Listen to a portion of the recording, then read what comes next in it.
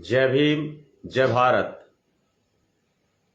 आज का यह मेरा लाइव सीजेआई महोदय यानी कि chief justice of India, Bharat के मुख्य न्यायाधीश महोदय, सीजेआई सुप्रीम कोर्ट माननीय श्री डीवाई चंद्रचूड़ जी के लिए है।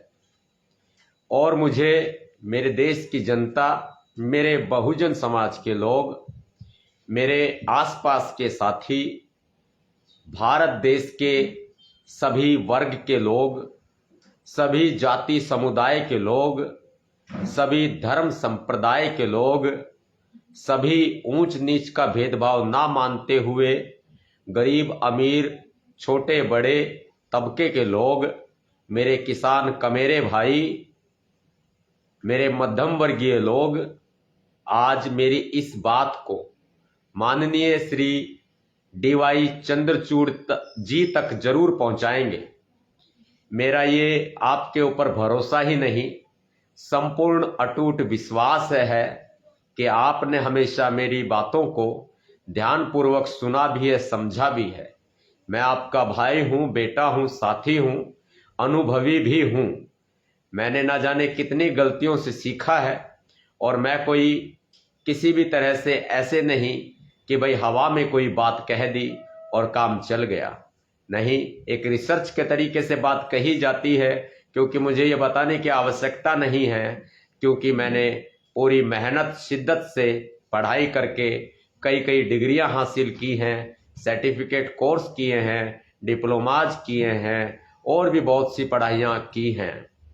और आज मैं ये अपना संपूर्ण जीवन जो देश समाज के लिए समर्पित कर चुका हूँ, जो देश की सरकारें मुझे हमेशा घेरने की कोशिश करती रहती हैं, मैं उन सब से ऊपर उठकर जरूरतमंदों की मदद के लिए हमेशा आगे आता रहा हूँ। हर एक प्रमुख मुद्दे पर प्रमुखता से प्रखर आवाज बनकर आपका साथ निभाता रहा हूँ। तो मुझे भी मेरी बात को कहने का उतना ही अधिकार है जितना कि माननीय सर्वोच्च न्यायालय को देश के सभी जितने भी घटनाएं होती हैं या प्रकरण होते हैं उनमें दखल देने का अधिकार है। माननीय सर्वोच्च न्यायालय के पास भारत देश पूरा है और जिम्मेदारी भी ज्यादा है, मैं इस बात को समझता हूं। लेकिन मैं इस बात को भी समझता हूं कि आंखें अगर बंद हैं तो खोल ली जाएं और खुली है तो ध्यान देने से ना चूका जाए। आरक्षण व्यवस्था पर जिस तरह से कुठाराघात किया गया, भारतीय संविधान के अनुच्छेद 341 को अनदेखा किया गया और हम भाइयों को आपस में लड़ाने का जो प्रयास आरएसएस की, बीजेपी की साजिश के तहत माननीय सर्वोच्च न्यायालय के द्वारा मोहर लगाने का कार्य किया गया, वह बहुत ही दुखदायक है। हमने पीछे 21 अगस्त को संपूर्ण शांति के साथ संपूर्ण भारत बंद किया है और अब हम राजधानी दिल्ली में भी शांति प्रिय लोकतांत्रिक आंदोलन के लिए पूरी तरह से कमर कस चुके हैं। सरकारें मानने को तैयार नहीं हैं। मैं भूला नहीं हूं उन दौर को जब देश में इस तरह की घटनाएं होती रही और माननीय सर्वोच्च न्यायालय मौन रहे। माननीय सर्वोच्च न्यायालय मौन रहे, चुप रहे, जब उत्तर प्रदेश में माननीय मुख्यमंत्री श्री योगी आदित्यनाथ जी स्वयं को जज मान बैठे हैं। वो भारतीय कानून व्यवस्था के अनुसार अदालत में मुकदमा चलता है और मुकदमा चलकर जो निर्दोष होता है उसको छोड़ दिया जाता है और जो दोषी होता है उसको सजा सुनिश्चित की जाती है। लेकिन माननीय न्यायालय की कार्रवाई में बाधा उत्पन्न करते हुए माननीय मुख्यमंत्री श्री योगी आदित्यनाथ जी भारतीय संविधान का पालन नहीं कर रहे हैं और न जाने कितने ही घरों को जाति और धर्म के नाम पर उजाड़ा जा चुका है। राजस्थान की जयपुर पुलिस एक बहुत ही अच्छा कार्य करती है। हाल फिलहाल में कि एक अपहरण होता है, लड़का जयपुर से शिमला में जाकर उसे छिपा दिया जाता है। जयपुर की पुलिस वहां पहुंचती है और कहती है बेटा खड़े हो जाओ, हम जयपुर पुलिस।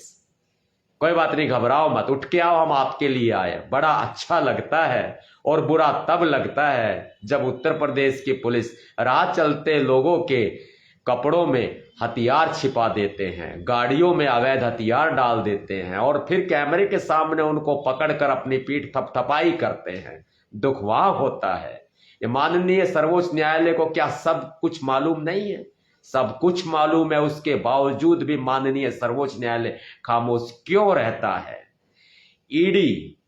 ईडी अपनी पूरी कार्रवाई करती है और ईडी सीबीआई किसी भी जनसेवक को फंसा देती है, किसी भी चीफ मिनिस्टर को उठाकर जेल में डाल देती है। मौजूदा चीफ मिनिस्टर हेमंत सोरेन को, अरविंद केजरीवाल को उठाकर जेल में डाला गया, तमाम मंत्रियों को, नेताओं को उठाकर जेल में डाल देते हैं। प्रक्रिया चलती रहती है। देश के न्यायालयों में भी यही होता है। मामला निर्दोष लास्ट में आखिर में साबित होता है, लेकिन शुरू में जो उसको सजा मिलती है, तारीख दर तारीख मिलती है, जेल मिलती है, जमानत मिलती है, आर्थिक हानि होती है, शारीरिक पारिवारिक हानि होती है, उसका जिम्मेदार कौन? क्या डीवाई चंद्रचूड़ साहब जवाब देंगे? आप मौजूदा है, आपसे सवाल यूं किए जा रहे हैं क्योंकि मुझे आपसे उम्मीद है। सवाल भी उसी से किए जाते हैं जिनसे उम्मीद होती है, लेकिन आपने आरक्षण पर एक तरफा फैसला देकर हम भाई भाइयों को लड़ाने में आपने कोई कोर कसर नहीं छोड़ी। हम अनुसूचित जाति जनजाति एक सूत्र में पिरोए हुए थे, आपने उन धागों को खोल कर रख दिया है। आपने जगह जगह हमें बांट दिया है। लड़ाई झगड़े हो रहे हैं। मैं क्या कहूं, देश के सर्वोच्च न्यायालय पर सभी को उम्मीद होती है और आज क्या हालात बन गए हैं। उत्तर प्रदेश में कनपटी पर लगाकर किस तरह से अतीक अहमद जैसे लोगों को रास्ते से हटा दिया जाता है। क्या माननीय न्यायालय पर भरोसा नहीं रह गया है? आप जवाब देंगे क्या? माननीय सर्वोच्च न्यायालय क्यों खामोश रहता है? दर बतर रोज रोजाना हर मिनट छोटी छोटी बात पर उत्तर प्रदेश की सरकार एनकाउंटर कराती रहती है। क्यों? क्या खुद जज बन बैठे हैं? क्या माननीय न्यायालय को समाप्त कर देना चाहिए? लोकतंत्र के 3 प्रमुख स्तंभ हैं। न्यायपालिका तो बाद में आता है, पहले इस देश की विधायिका, कार्यपालिका यानी कि हमारे देश की संसद, राष्ट्रपति महोदय, फिर न्यायपालिका होती है, सर्वोच्च मानी जाती है। क्या अब हम तीनों में से न्यायपालिका को हटा देना चाहिए? क्या कोई औचित्य नहीं रह गया है? जवाब देंगे आप? आपकी जिम्मेदारी बनती है, देश आपकी तरफ टकटकी लगाए हुए देख रहा है, लेकिन आप कोई जवाब नहीं दे रहे हैं। सरकार का तांडव चल रहा है। आज हेमंत सोरेन के एक मामले में सुनवाई होती है, उसमें कहा जाता है जो ईडी की धारा 45A है वो बिल्कुल ही शायद गलत है, ऐसा कहा जाता है। और यह भी कहा जाता है ये जरूरी नहीं है कि जमानत देना अधिकार है, लेकिन जेल अपवाद है। और इतना महीनों महीनों, सालों सालों, वर्षों वर्षों लोगों को जेल में डाल दिया जाता है। उसका क्या? आप देर आते हैं, दुरुस्त आते हैं। इतने दिन से कहां थे? जिन लोगों का आर्थिक नुकसान हुआ, राजनीतिक नुकसान हुआ, पारिवारिक नुकसान हुआ, शारीरिक नुकसान हुआ, क्या उसकी भरपाई आप कर पाएंगे? आप इन जो ज्वलंत मुद्दे होते हैं इनकी तरफ आप शुरू में ध्यान क्यों नहीं देते? मैं बात जरूर कहूंगा, प्रधानमंत्री मोदी जी के मुंह में दही जम गई है। कल्पना चावला हमारी बहन, हमारी बेटी, हरियाणा के करनाल की रहने वाली, उसके साथ हादसा ही नहीं, एक बहुत बड़ी साजिश हुई थी।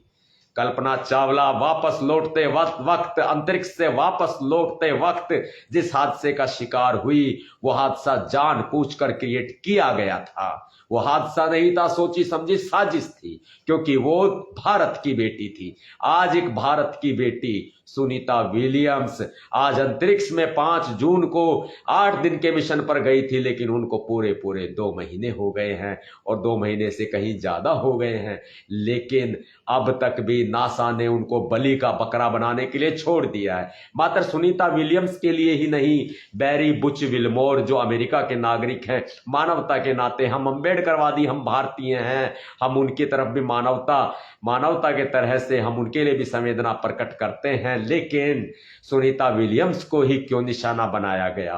क्योंकि ये भारतीय हमारे देश में, हमारे देश के मूल नागरिक होते हैं, बाहर जाकर सदस्यता ले लेते हैं दूसरे देश की, कोई बात नहीं, सफलता के लिए जाना होता है, लेकिन दूसरे देश के लोग नासा जैसी एक महत्वपूर्ण एजेंसी जो अंतरिक्ष का सारे कार्यभार संभालती है, वो ऐसा हाल करेगी, ऐसा असर करेगी, हमें भरोसा नहीं था।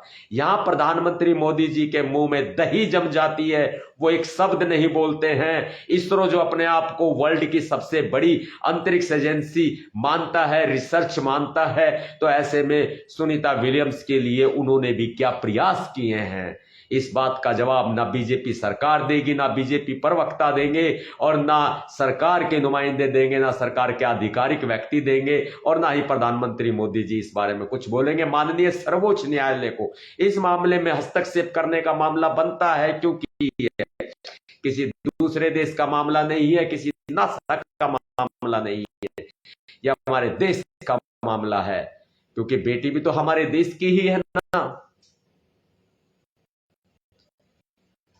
मेरी ये वीडियो डीवाई चंद्रचूड़ तक जरूर पहुंचाए।